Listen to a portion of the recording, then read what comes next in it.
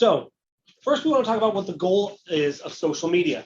So with social media, with Facebook and YouTube and that, we want to build the know, like, and trust. You guys, is anyone unfamiliar with this term?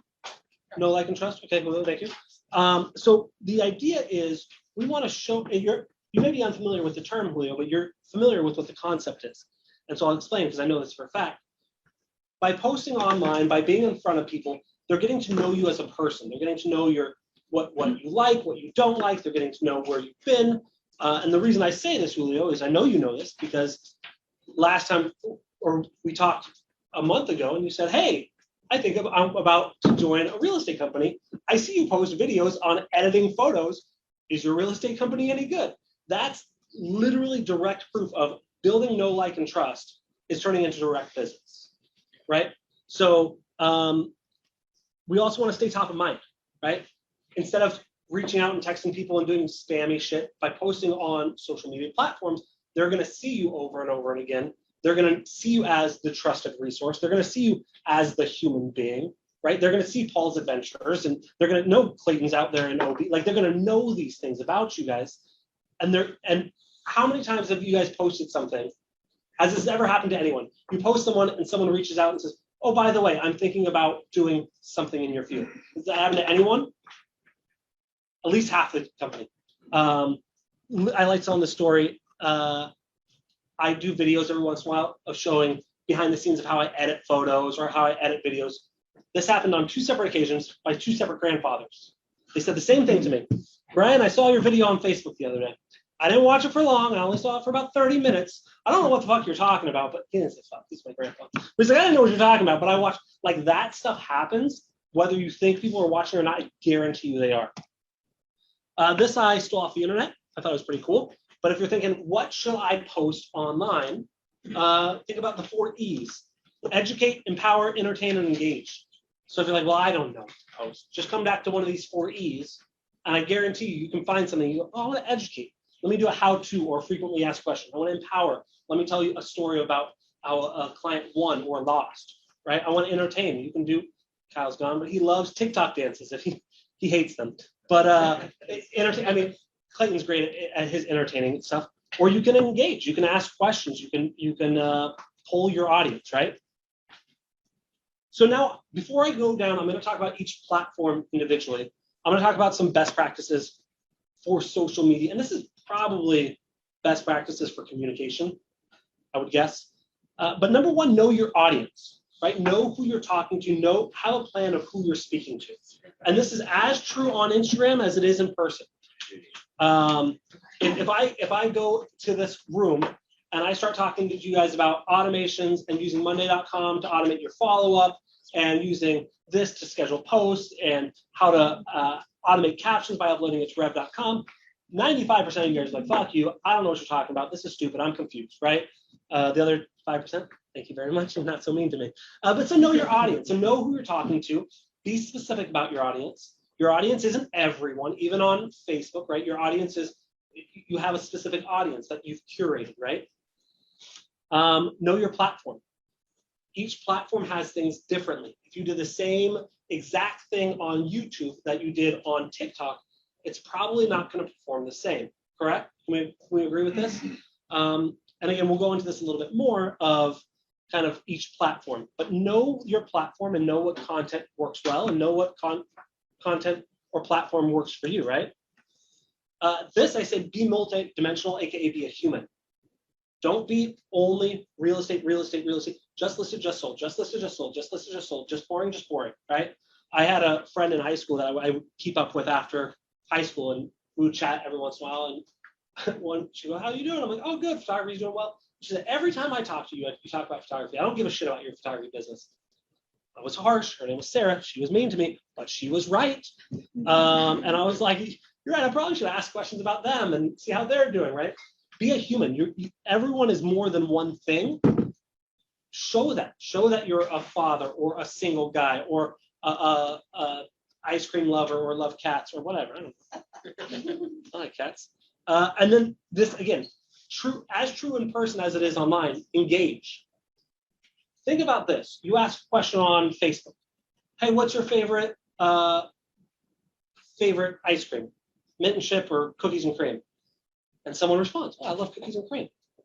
And you say nothing. Can you imagine that conversation in person? Hey, what's your favorite ice cream? Tell me your favorite ice cream. Haagen-Dazs dulce leche. It's fucking awkward, right? You got to engage. When they talk back, you got to talk to them. You got to have a conversation. So engage. It's simple as that. Was that awkward? We had like good eye contact going. And then content is better than no content. Cheplack says this, and I love it. He goes, my shitty cell phone video will outperform your non-existent video every single day.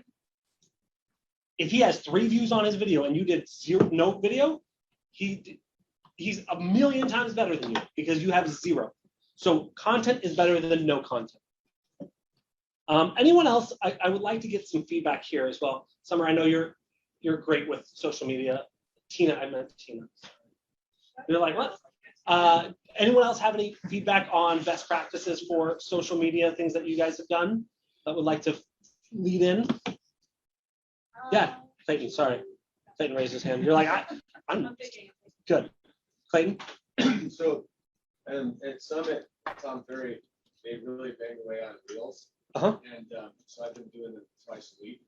And it's amazing. I had my last one at 2,700 views. And what I did was just said, hey, it's date night, so I'm going to write a little letter to my wife this morning and kind of romance her all day long. And I just did this little thing about that.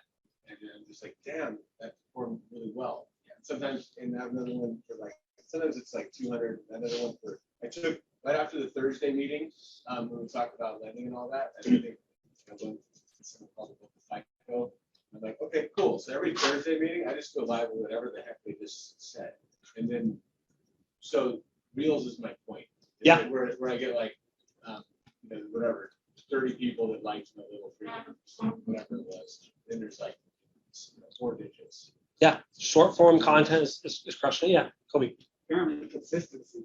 Like if you're posting at a time, posting again at that same time. Yeah, consistency, and that's one of the big things I want to do with this calendar. Is I don't want this calendar to be this is what I'm doing this week. This is what I'm committing to for until the end of the year. This is what I'm committing to for a year. This is what I'm committing to for what. But yes, perfect. Yes.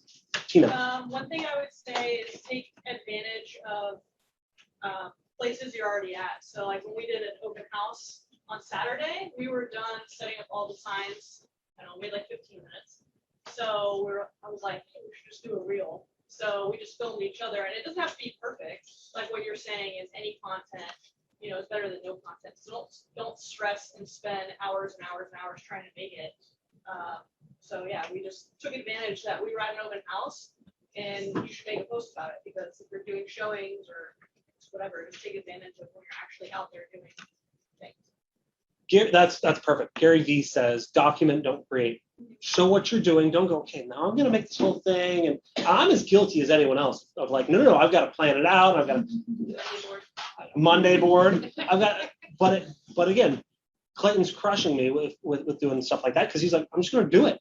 But you can just create content while Tina was talking, actually. Yeah, I saw.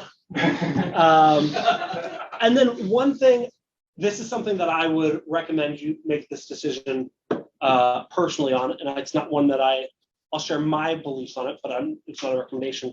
I personally like to stay away from controversial subjects. I think a big part of that is because I have a thin skin and I don't want people yelling at me.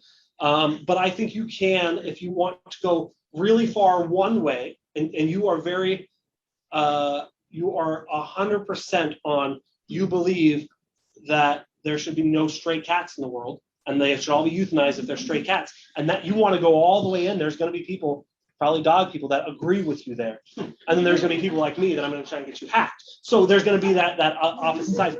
I like to play the middle. Know that if you go hard one way or another, you will definitely attract more people like that, and you will definitely turn off people that have the opposite view. So depending on how you want to go, just keep that in mind, keep that conscious of if you're going to make a political or religious or medical statement at this point in time, it's going to be controversial.